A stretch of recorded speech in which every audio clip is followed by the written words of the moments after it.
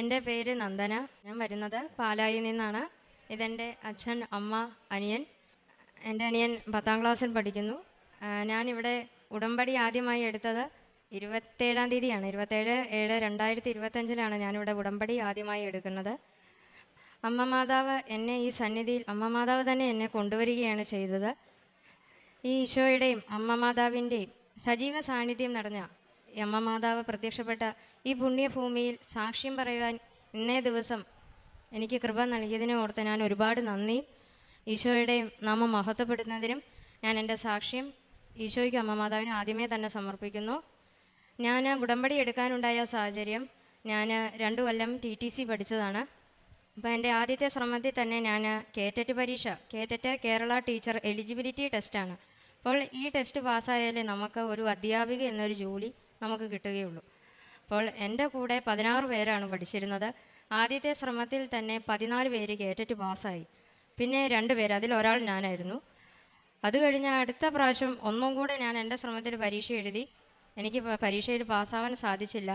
അങ്ങനെ വിഷമിച്ച് ഇരുന്ന സമയത്താണ് ഞാൻ ഫോണിൽ നമ്മുടെ ബഹുമാനപ്പെട്ട VP ജോസഫ് അച്ഛൻ്റെ ഉടമ്പടി ധ്യാനം കാണുകയും അങ്ങനെ കൃപാസന മാതാവിനെ കുറിച്ച് അറിഞ്ഞ് ഈ സന്നിധിയിൽ വന്ന സാക്ഷ്യം ഇവിടെ ഉടമ്പടി എടുത്തത്. ഉടമ്പടി എടുത്ത് ഞാൻ ആ ഉടമ്പടി നിബന്ധനകൾ പറയുന്നുണ്ട്. നമ്മുടെ മാതാവ് ഈശോയുടെ ശിഷ്യന്മാരോട് പറഞ്ഞത് അവൻ പറയുന്നത് പോലെ ചെയ്യുവിൻ എന്നതാണ്. അതായത് ആ നിബന്ധനകൾ പാലിച്ച് ചെയ്താൽ ഈശോ നമ്മുടെ ജീവിതത്തിൽ തീർച്ചയായും ഇടപെടും. അപ്പോൾ അതിൽ പറഞ്ഞിരിക്കുന്നത് പോലെ ഞങ്ങൾ അക്രൈസ്തവരാണ്, എന്നാലും ഞങ്ങൾ ഞായറാഴ്ച കുർബാനയിൽ ഞങ്ങൾ പങ്കെടുക്കും. ഞായറാഴ്ച ഞങ്ങൾ ഒരിക്കലും കുർബാന മുടക്കുകയില്ല. എന്ത് പനിയായാലും നമുക്ക് എന്ത് അസുഖമാണെങ്കിൽ പോലും ഞായറാഴ്ച ഒരു ദിവസം പോലും കുർബാന മുടക്കിയില്ല. കാരണം കുർബാന ദൈവത്തിൻ്റെ ദിവസമാണ്. ഞായറാഴ്ച ഈശോ നമ്മുടെ അടുത്തേക്ക് എഴുന്നള്ളി വരുന്ന ദിവസമാണ്. അത് കടമുള്ളൊരു ദിവസമാണ്. കുർബാനയിൽ ഈശോയുടെ ജനനം, ഈശോയുടെ കുരിശുമരണം, ഈശോയുടെ ഉയർത്തെഴുന്നേൽപ്പ്, അതിലൂടെ ഈശോ നമുക്ക് പരിശുദ്ധാത്മാവിനെ നൽകുന്നു. ഇത്രയുമാണ് ആ കുർബാനയിൽ നടക്കുന്നത്. പരിശുദ്ധാത്മാവിനെ നമുക്ക് നൽകിയത് ഈശോയാണ്. അപ്പോൾ ഈശോ നമ്മുടെ തെറ്റുകൾക്ക് പരിഹാര ബലിയായി ഈശോ തൻ്റെ ജീവൻ തന്നെ കൊടുക്കുകയാണ് ചെയ്തത്. നമ്മുടെ സുവിശേഷത്തിലൊരു വചനമുണ്ട്, യോഹന്നാൻ 1:1. ആദിയിൽ വചനമുണ്ടായിരുന്നു, വചനം ദൈവത്തോട് കൂടിയതായിരുന്നു, വചനം ദൈവമായിരുന്നു.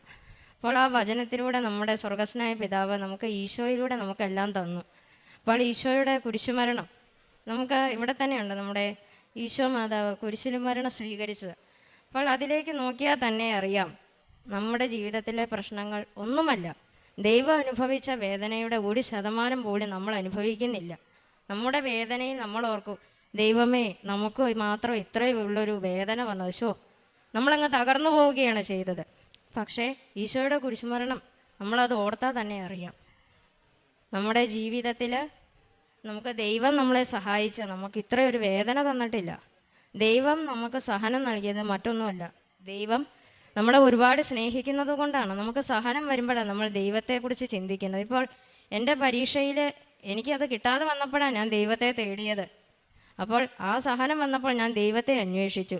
സത്യദൈവം ഈശോയാണെന്ന് ഞാൻ കണ്ടെത്തി. ഞങ്ങൾ അക്രൈസ്തവരാണ്, അതുകൊണ്ട് തന്നെ ഞങ്ങൾ ഈശോയെ തേടുകയാണ് ചെയ്തത്. ഈ സന്നിധിയിൽ വന്നപ്പോൾ ഈശോയും അമ്മ മാതാവുമാണ് സത്യദൈവം എന്ന് ഞങ്ങൾ ഉറച്ചു വിശ്വസിച്ചു.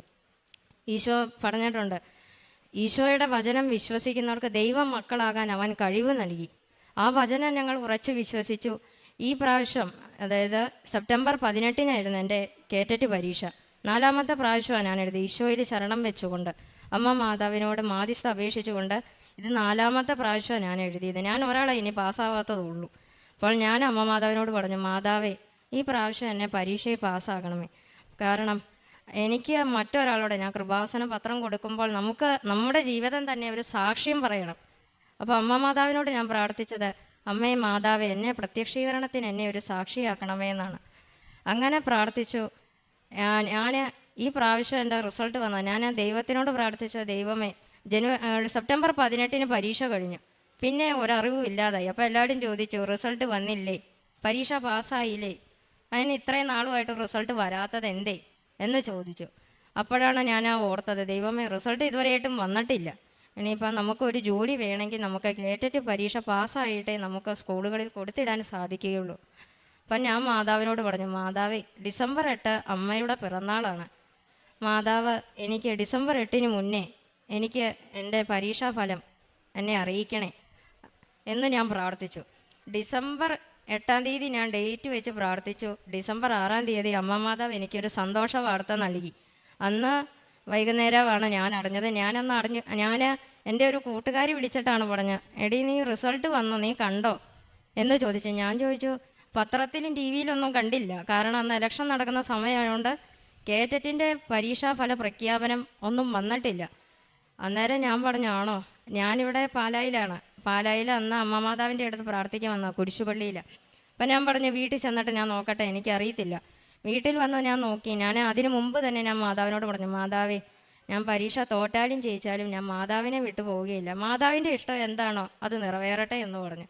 എന്നിട്ട് ഞാൻ പ്രാർത്ഥിച്ചു, വിശ്വാസപ്രമാണം ചൊല്ലി, മാതാവിൻ്റെ പ്രത്യക്ഷീകരണ പ്രാർത്ഥനയും ചൊല്ലി. ഞാൻ ആ സൈറ്റ് ലോഗിൻ ചെയ്തു, ഓപ്പണാക്കി നോക്കിയപ്പം എനിക്ക് ജയിക്കാവുന്ന മാർക്ക് ഒരു 80 മതി. ദൈവം എനിക്ക് അതിനേക്കാൾ കൂടുതൽ മാർക്ക് തന്ന് എന്നെ ഈ പ്രാവശ്യം പരീക്ഷയിൽ പാസ്സാക്കി. അങ്ങനെ ഈ വർഷം ഞാൻ കേറ്ററ്റ് പാസ്സായി. അമ്മ മാതാവ് അങ്ങനെ എന്നെ ഒരു പ്രത്യക്ഷീകരണത്തിൻ്റെ എന്നെ ഒരു ഉപകരണമാക്കി മാറ്റി.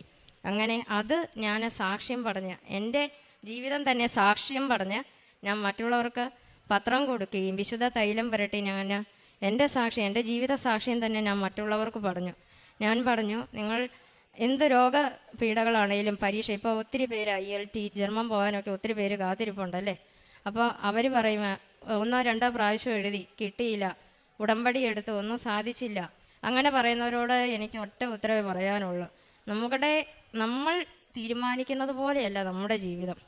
നമ്മൾ ഒന്ന് തീരുമാനിക്കും, ദൈവം വേറെയാണ് ചിന്തിക്കുന്നതും പ്രവർത്തിക്കുന്നതും ചെയ്യുന്നതും. നമ്മൾ വിചാരിക്കുന്നത് പോലെ നമ്മുടെ ജീവിതം ഒരിക്കലും നടക്കുകയില്ല. ദൈവത്തിനറിയാം എപ്പോൾ എന്ത് തരണമെന്നുള്ളത്. ദൈവത്തെ വിശ്വസിക്കുക. അപ്പോൾ ദൈവം അത് കൃത്യസമയത്ത് നമുക്കത് നൽകും എന്നുള്ളതാണ് എനിക്ക് എൻ്റെ സാക്ഷ്യത്തിലൂടെ പറയാനുള്ളത്. കാരണം ദൈവം ഓരോ പദ്ധതികളും നടപ്പിലാക്കും, പക്ഷേ അത് നമ്മുടെ നാശത്തിന് വേണ്ടിയല്ല, നമ്മുടെ ക്ഷേമത്തിന് വേണ്ടി, ഐശ്വര്യത്തിന് വേണ്ടിയാണ്. ദൈവത്തിനറിയാം നമുക്കത് എപ്പോൾ തരണമെന്നുള്ളത്. അപ്പോൾ അതാണ് എൻ്റെ ഒന്നാമത്തെ നിയോഗം. അത് ദൈവമാതാവ് എന്നെ അതിലൊരു സാക്ഷിയാക്കി മാറ്റി. രണ്ടാമത്തെ കാര്യം, ഞങ്ങൾക്ക് നല്ലൊരു ഭവനമില്ലായിരുന്നു. ഞങ്ങളുടെ ഭവനം എന്ന് പറയുന്നത് ഒരു സർക്കസ് കൂടാരം എന്ന് വേണേൽ നമുക്ക് പറയാം. കാരണം നല്ലൊരു ഭവനമല്ല, മഴ പെയ്താലും വെള്ളമെല്ലാം വീടിൻ്റെ അകത്തേക്കാണ് വരുന്നത്. അപ്പം മഴ ഇഷ്ടമാണ്, പക്ഷെ മഴ പെയ്യുമ്പോൾ ഭയമാണ് കിടന്നുറങ്ങാൻ, കാരണം വെള്ളമെല്ലാം മുഖത്തോട്ടാണ് വീഴുന്നത്.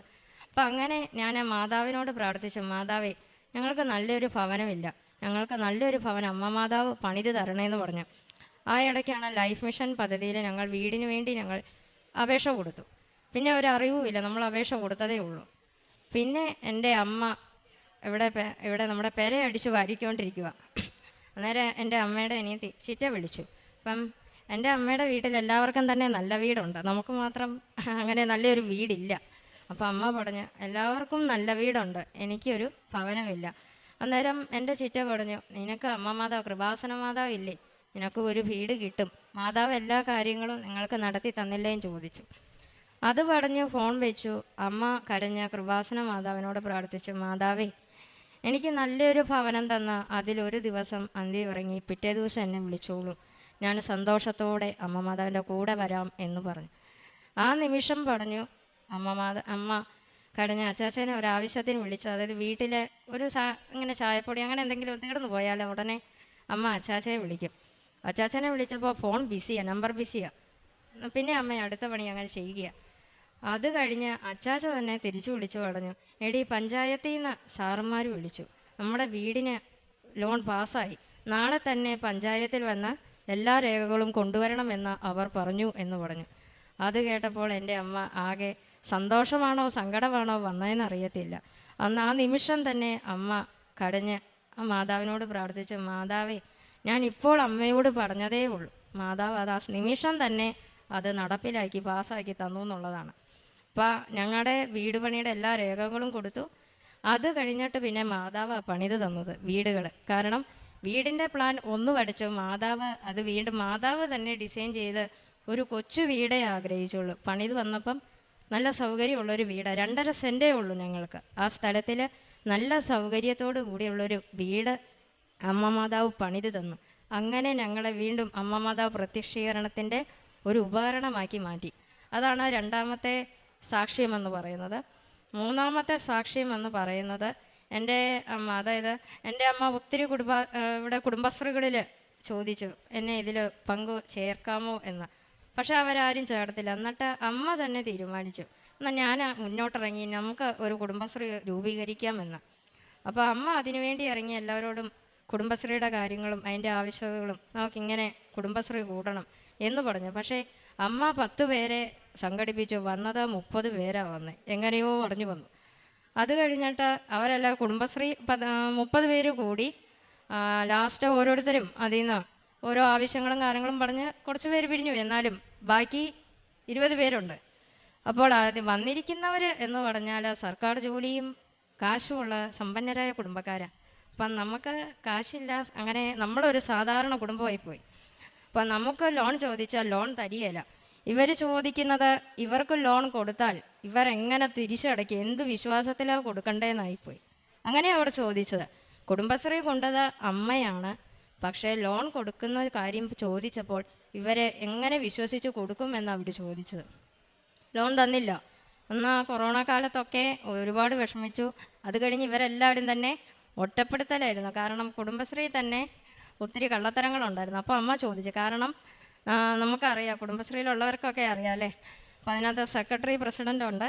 അപ്പം ഒരു 10 അംഗങ്ങളുണ്ടോ, ആ 10 അംഗങ്ങളുടെയും പൈസ പിടിച്ച് നമ്മൾ ബാങ്കിൽ അടയ്ക്കണ്ടേ, കയ്യിൽ കരുതി വെക്കുകയല്ല ചെയ്യേണ്ടത്. അപ്പോൾ അങ്ങനെ കള്ളത്തരം കണ്ടപ്പോൾ അമ്മയൊന്ന് ചോദിച്ചെന്നേ ഉള്ളൂ. അപ്പോൾ ആ ചോദിച്ചതിൻ്റെ പേരിൽ പിന്നീട് അമ്മയെ എല്ലാവരും കുറ്റപ്പെടുത്തി.